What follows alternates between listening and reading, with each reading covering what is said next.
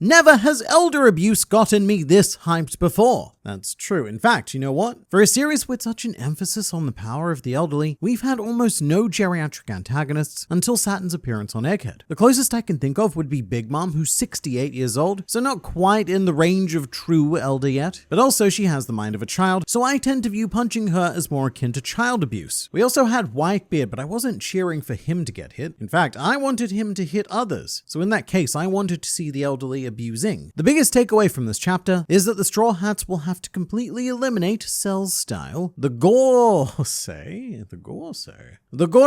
in order to defeat them. It does seem to be going that way. In case you're somehow not a Dragon Ball fan, Cell was a villain who could regenerate his entire body from a single cell alone. So to beat him, you needed to completely erase every trace of his existence. And in the Dragon Ball world, that's actually not such a huge problem because they have access to all of the big energy blasts. Pew. But for someone like, say, Luffy, it's a huge problem. He doesn't fight with that sort of destructive power. He's more about blunt force submission. And Luffy has fought opponents with regeneration effects before, mainly Logia users and Katakuri, but Saint Saturn is on a very different scale. With other pirates and generally more human identifying figures, Luffy is able to mentally break them just as much as physically breaking them. But Saturn and the other gaggle of old men aren't the kind of people you can ideologically shift into future allies. So I don't know if they can be beaten in a traditional One Piece manner, and I do think that by the end of the series, their existence will be eradicated from this planet, Cell style. I wouldn't bet on Luffy or any of the Straw Hats to be the ones to necessarily implement that though, because it seems to be the running theme with the higher-ups of the world government is them defeating themselves. It's defeat via hubris. All of their greatest problems are completely their own creation. Like the example of Gear 5th Luffy. If not for ordering Guernica to interrupt the fight on Onigashima, Luffy may never have awakened the Nika fruit. So in terms of an ultimate defeat, I'm thinking they might even get hit with their own super weapon that destroyed Leloucia. That or perhaps Pluton, but something equally as destructive and initiated by themselves. One of the trickiest things I've always found with the ancient weapons is that it's hard to come up with a reason for our heroes to use them. I mean, there's a theory about using them to break the red line, which is pretty cool, but as an actual weapon, I can't see Luffy ever going, "Hey, Nakama, let's blow the crap out of that island and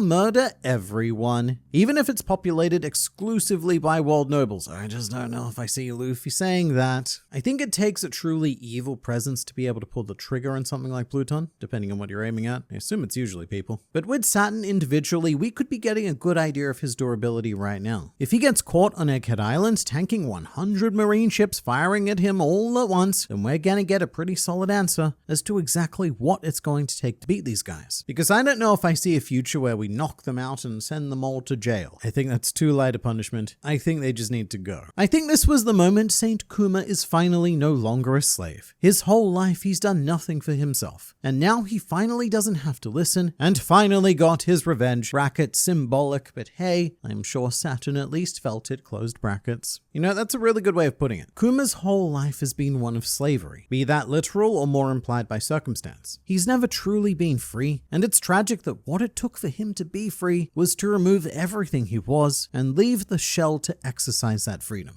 I seriously can't tell if Robin is soon to be the most unlucky or lucky person for surviving 3 Buster Calls. Alright, so someone else pointed this out to me. Robin has actually survived 4 Buster Calls if you include the one initiated in One Piece Stampede to bring down Douglas Bullet on Delta Island. But I guess the answer is that Robin is both the luckiest and unluckiest person in the world. If Robin's life was a D20, then every single side of that die would be a 1 or a 20. Kind of reminds me of that guy in the Guinness Book of World Records, Roy Sullivan, who survived 7 lightning strikes between 1942 and 1977 and was referred to as the human lightning conductor. And comparatively, Robin, she's only young, so she's on track for a lifetime record of 7, 8, maybe even 9 Buster Calls. I wonder if it'll get to the point where Robin just gets bored. It's her 5th or 6th Buster Call and she has plans that evening, so let's just get it over with like a household chore. But regardless, all I know is when it comes to a Buster Call, always bet on Nico Robin. So there's also one weird phenomena I want to address, which is that a lot of you, and I mean a lot of you in the review video, were like weirdly certain that Robin had survived a Buster Call on Sabadi Archipelago as well. And apart from reading the story, the way we can tell that this is not true is because Sabadi Archipelago is still there. If a Buster Call was ordered on Sabadi, then it would be destroyed. What happened there is that a Marine Admiral and his forces were summoned to Sabadi to apprehend Luffy and the Straw Hats. That's not a Buster Call. A Buster Call is a specific directive to destroy an island. But with that in mind, and that's kind of an accidental pun, because I wonder what's going to happen to Vegapunk during this Buster Call. Because Vegapunk is not just a man. Vegapunk is now technically part of the island itself. So previously the idea was to preserve Punk Records, but now the idea is to blow it up. And Punk Records has a fancy name and everything, but it is quite literally Vegapunk's brain. So if we destroy it, do we kill Vegapunk alongside of it? Not many things can live without their brains. Not even Kuma, even his cyborg form still has a brain. He's not allowed to use it, but he does still have it. So to save Vegapunk, we also need to find a way to transport his island-sized brain that would take something like oars to move. Or actually, a much more reasonable solution, Kuma teleports the whole thing away to say Elbaf or somewhere else safe, maybe even Momoiro Island. And then a much less reasonable solution, perhaps Karibo could engulf all of Punk Records in glorious swamp, and then we just need to make sure that he survives, because as far as we know, his pocket dimension abilities are limitless. But it has to survive though, right? Even if Vegapunk doesn't, Punk Records somehow does? Because it was Vegapunk's dream to give the whole world access to Punk Records and all of the information. So that's an interesting issue that we're gonna have to deal with now. We've officially hit the obligatory countdown to destruction of the island portion of the arc. Yes, that's definitely fair to point out. One Piece tends to have this reputation of being mind-blowingly unpredictable, but most major arcs follow the exact same story beats, and this is a big one which I call the doomsday scenario. It doesn't always involve the destruction of an entire island, although quite frequently it does, but something along those lines that means that everyone's gonna die. Like say when the whole of Fishman Island was going to be destroyed by the Noah, and then on Punk Hazard, the doomsday scenario was Caesar's chemical weapon. On Dressrosa, Doflamingo was going to kill everyone with the birdcage. On Whole Cake Island, everyone was also going to die if they failed to defuse Big Mom's hunger tantrum, and on Wano, Onigashima was going to destroy the flower capital. So Saturn activating the Buster Call is an important narrative step that we've been waiting for, and it signals that Egghead is indeed in the deep end and is going to finish very, very soon. Although what's different with Egghead is that in all of those other scenarios, we ended up saving the island and the people, but I don't think we're saving this one. This feels more like any Slobby where we just leave the island behind and in a state of destruction. Doesn't this Buster Call implies that the island-destroying weapon that they used on the Lucia possibly has some sort of restrictions / cooldown? So it definitely does, and we have a good idea of exactly what that is, because it's very implied to be powered by a substance that Vegapunk created called the Mother Flame, which is why the world government were trying so hard to preserve Egghead Island. Not hard enough, because Saturn's just kind of let that go for now. So the weapon has a limited fuel source, and after the test conducted on the Lucia, it may not have enough Mother Flame remaining to initiate another attack. Also, maneuverability could be a problem. We have no idea how long it takes to position the weapon, so utilizing a nearby marine fleet may be the only option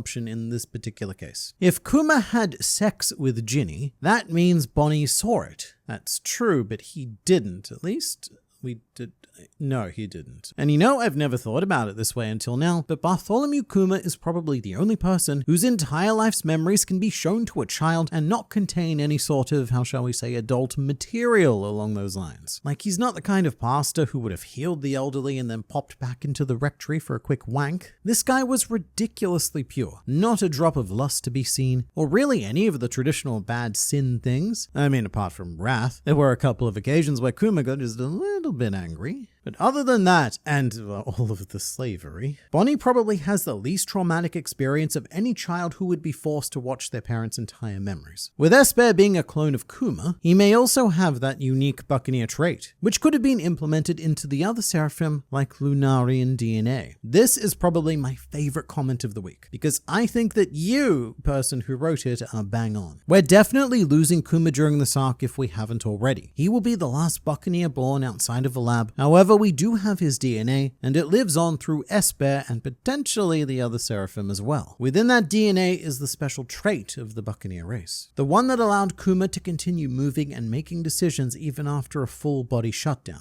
And if every other Seraph is being created with Buccaneer DNA, then they all theoretically have this special trait as well. Vegapunk in this chapter mentions the power of love, and look, we don't know how cryptic he's being. But when it comes to the Seraphim, the one we've seen act of her own volition the most is S-Snake, and the reason why is because she's in love with Luffy. However, just like Kuma, they're all currently bound by a command program. So there's only so much they can do, if anything. But now after seeing Kuma, that could give Vegapunk the bright idea to initiate the same thing within the Seraphim. To give them all free will, ironically by shutting down all of their functions, but thus activating that special Buccaneer gene. Although that would be quite a dangerous thing to do. So you've got S-Bear, S-Shark, and S-Snake who would be amazing allies. But the rest of the Seraphim might go in some pretty terrible directions if given free will. I'm thinking specifically about you, S-Flamingo. Although if it is directly linked to love, then that could be an important part of the equation as well. So S-Snake, no worries. We know what her agenda is. S-Bear, also no worries. That dude loves everything. But I wonder what it is that the rest of the original 7 warlords love. And this could even lead to some pretty enlightening stuff. But even if any of this was a possibility, Vegapunk only has access to 4 of the 7. So Crocodile, Flamingo, and Bat and/or Gecko will probably remain under world government control. Of course, the other idea behind the Buccaneer trait goes back to this arc's discussion around the soul. The idea that even though we physically removed about as much of Kuma as we could, the only thing that couldn't be dissected was the soul. And that in addition to physical endurance, the Buccaneer race also possesses incredible spiritual endurance. Something like a more literal incarnation of the will of D living on. The souls of the Buccaneer people still being able to impact the world after death. It sounds like a bit of a big crazy jump, but souls in the afterlife aren't exactly new concepts in One Piece, nor is the idea of souls inhabiting and interacting with the living realm. Brook proves that on his own, but he's not a one-off either, because Big Mom was able to produce this effect en masse. And maybe it's not the soul, but whatever happens, we're looking deeper here. There is something special beyond the body unique to the Buccaneer people. Shanks is finally back in the cover page. Seems he is proposing to York. Alright, so this probably makes no sense to the vast majority of people watching this video, but for the past year or so, there's been a meme going around on the internet accusing Shanks of being a rat, an agent of the world government, feeding cheese-sized portions of information to the 5 elders. And whilst I completely disagree with this idea, I love all of the memes that come out of it, with my favorite being One Piece film Rat. But long story less long, that's why the commenter claims to have spotted Shanks on the cover page. Also, more rat talk. In the review video, a lot of you commented that Sanji is actually serving mice on the cover page. And well, that's complicated. The scans also refer to them as a mouse couple. And furthermore, I do generally agree that they look more like mice than rats, at least to my uneducated eyes. However, according to the official translation, they're rats. This type of standard Oda drawing have always been referred to as rats. Some of the confusion might stem from the fact that mice and rats have the same name in Japanese. They're both called nezumi, and the only way to really differentiate between them is to say chisai nezumi, as in small rat, small mouse, that, or oki nezumi, big rat or big mouse. What if Luffy is being hidden with holograms? Right, so that just reminded me that we're still waiting for the whole hologram thing to pay off. Oda went to this weird amount of detail to establish exactly what the holograms are, as well as to create a device to allow people to interact with them. And one of the big theories we saw at the beginning of Egghead Island was that that device would allow Luffy or Sanji or someone to fight Kizaru a lot easier because he was made of light as well. And funnily enough, that was before we even knew that Kizaru was going to Egghead Island. And even funnily enough, Luffy didn't need it at all to fight him. But maybe holograms are our ticket out of here. Like we create a giant holographic Luffy to distract everyone whilst we scoot out the back. And throughout all of this, Zoro is still fighting against Lucci, and the big ancient robot is still waking up. You know, I often forget that Zoro's fighting Lucci. The last time we saw either of those characters was chapter 1094, so only 10 chapters ago, but 1094 was published on October 9th, 2023. So with all of the breaks, it's been over 3 months since we've seen them. And you know, I'm looking forward to seeing Lucci again because I'm keen to see what he thinks about having this Buster Call initiated on him. Actually, I guess it wouldn't be the first time, but what I'm looking for is Lucci's limit, if it exists. From Saturn's perspective, both Lucci and Kaku are more than disposable, so is there a point where they start prioritizing themselves? Especially with an injured Kaku, he can't do a whole lot on his own right now, so he's either relying on Lucci or the Straw Hats to get him out of this. I feel like there's so much we've left in the backgrounds though, which is crazy because Egghead feels like it could end in the snap of a finger. We are so